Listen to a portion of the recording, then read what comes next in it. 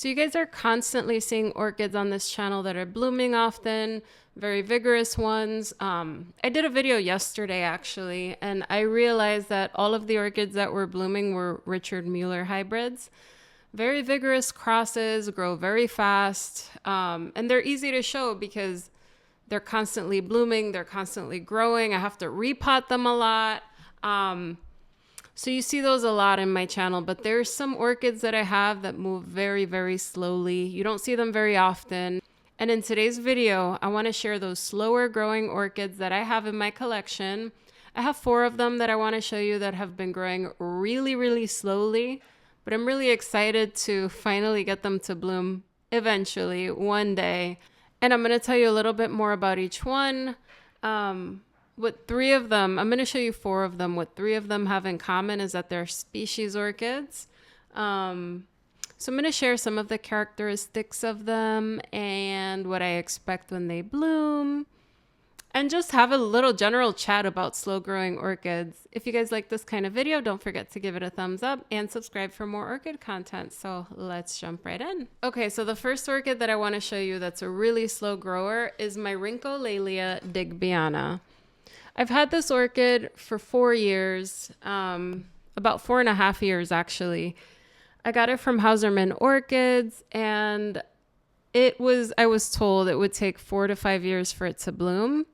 And I'm just finding that this orchid grows really, really, really slowly.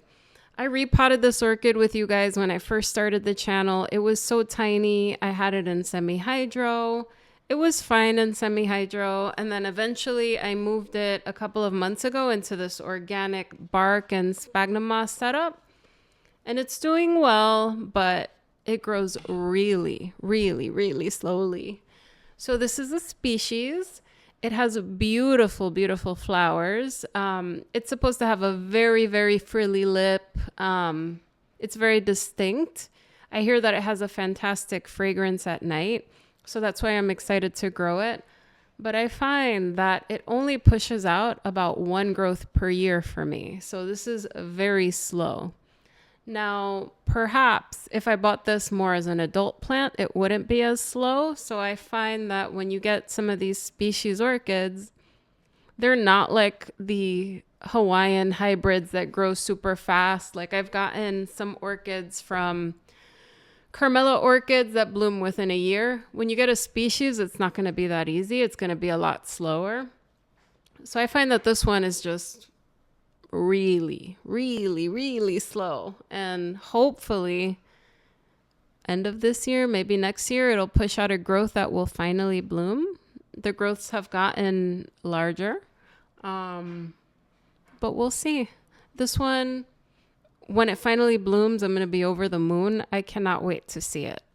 Okay, the next one that's really slow for me, and I got it about 4 years ago, and it is the Rhyncholaelia glauca. Very similar to the Rhyncholaelia digbyana in that it's really slow. So I got this about 4 years ago. I thought it was a pretty good size when I got it, but it is a very, very, very slow. Now that I'm growing it, I think it has 2 directions of growth. I think there's 2 plants here. So you'll see in the middle, some of the old leaves are kind of yellow. And I think those are the oldest leaves and they're kind of dying off. And then it grows to the opposite side. So that means it's going to take me even longer to grow. The newer growths look really good. But like I said, I probably get 1 growth per year. It's super slow. This was an import. I think it was from, I'll put the vendor down below. If I would have gotten this orchid a little bit bigger, I think it would have bloomed faster and perhaps grown a little faster. But when you get a species as a seedling, as I said, it seems to take longer. I thought it was an okay size when I received it, but it's slow. It's very slow. No blooms yet. Again, hopefully later this year or next year, I'll be able to get blooms on it, but we'll see about that.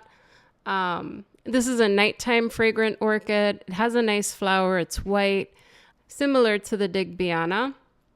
I hear the fragrance is amazing, so I keep it in my collection for that reason. I think like we have our vigorous hybrids, and then we have some of the species. And those species have very special characteristics, like the Digbyana with that flower. I'm really excited to grow that. That's a species that is very special. The Glauca has a nice flower as well, but I hear amazing things about the fragrance. So for me, that makes it worth growing these, even though they're going to take a little bit longer. Now I have two others that I'm going to show you, another species and one that's a hybrid. Let me show you the hybrid. So about 3 years ago, I got my first Paphiopedilum orchid. This one is the Paphiopedilum Pinocchio. It was quite young. I got it from Carter and Holmes. I remember I got myself one and I got my mom one. I'm not particularly great with Paphiopedilums, but I do hear they grow slower. I don't have that many of them, but they really do grow slowly. So this took a year for it to bloom for me. With that said, that orchid bloomed for a year, maybe a little bit more than a year continuously. So it had a flower, it would dump the flower after it bloomed, and then another flower was right behind it. So it is a sequential bloomer, which is amazing.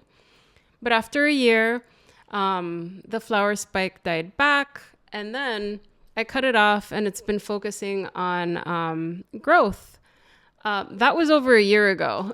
So it's pushing out these tiny little fans everywhere. Again, I don't think I'm the best Paphiopedilum grower. So it's a little limp, I would say. I could probably do better with this orchid, but it has about 4 or 5 different fans that are growing at a very slow pace. I do hear, like I said, that slipper orchids are very notoriously slow. But with that said, I think this one is worth it because it's blooming sequentially. So it bloomed for about a year. I think it was over a year actually when it bloomed, and it had the cutest flower. And I just think when you have something blooming for so long, if it has to rest a while, I think that's kind of normal. It needs a little break. But I find that this one is one of my slow ones, but I adore it. I think it's so beautiful. I repotted it last year. It is in a mixture of bark and moss. And until I have more Paphiopedilums, I can't really speak to the care as much. But as I have more success with them, I will keep you guys updated. Okay, the last orchid that I want to show you is my Cattleya valkyriana alba. So I got this about 3.5 years ago, and it is still growing very slowly.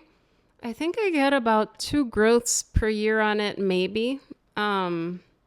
It's really slow. I did get it as a seedling. It came from Hauserman Orchids. Zoe, of course, bit the top of that leaf off. I keep it away from her now. That was a while back, but the Cattleya valkyriana I've gotten as a larger plant before, and it bloomed relatively fast. And this is the first time I have it as a seedling.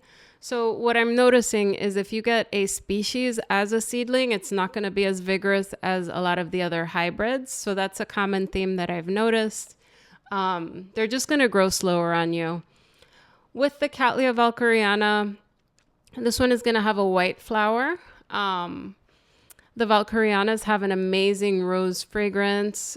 It has a beautiful flat flower, very, very pretty. So I'm really excited to grow this.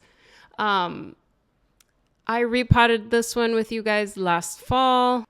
I broke off a growth, which was really unfortunate. So set it back a tiny bit, but it's growing nicely, just growing really slow.